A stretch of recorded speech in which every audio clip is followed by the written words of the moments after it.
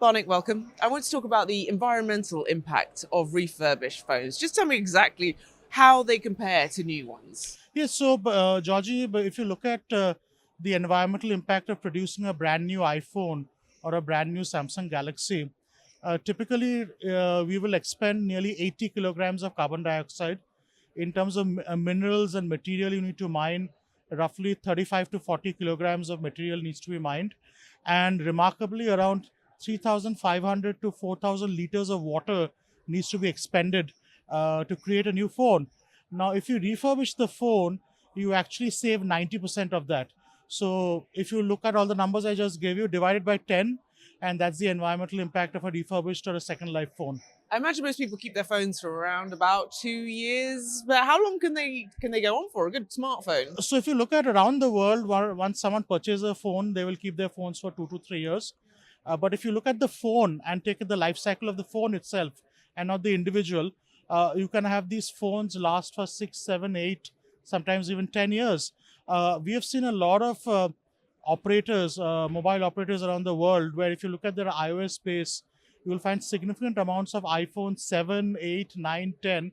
And these are phones which have had second life, third life, fourth life, fifth life.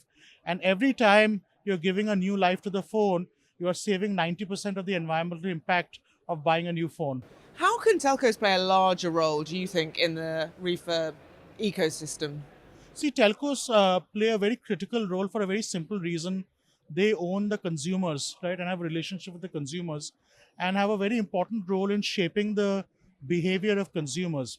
Historically, the industry for refurbished phones has been driven by people who cannot afford a new phone and want to buy a cheap phone, whether from an affordability point of view or from a point of view of having a second, third device.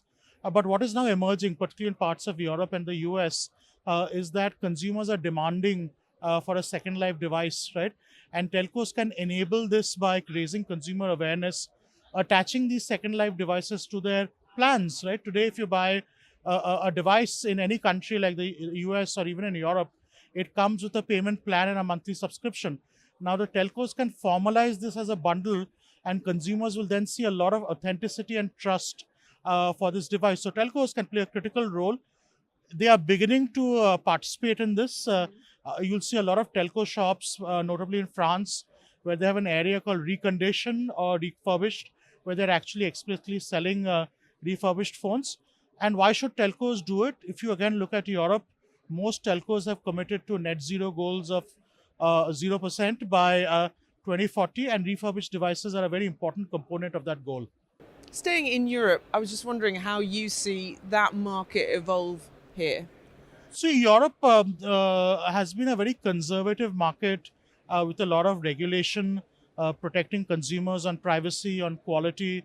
There are also a lot of technology, I would say, regulations on CE mark, USB-C, which has made structured players like ourselves hesitant to participate in the market.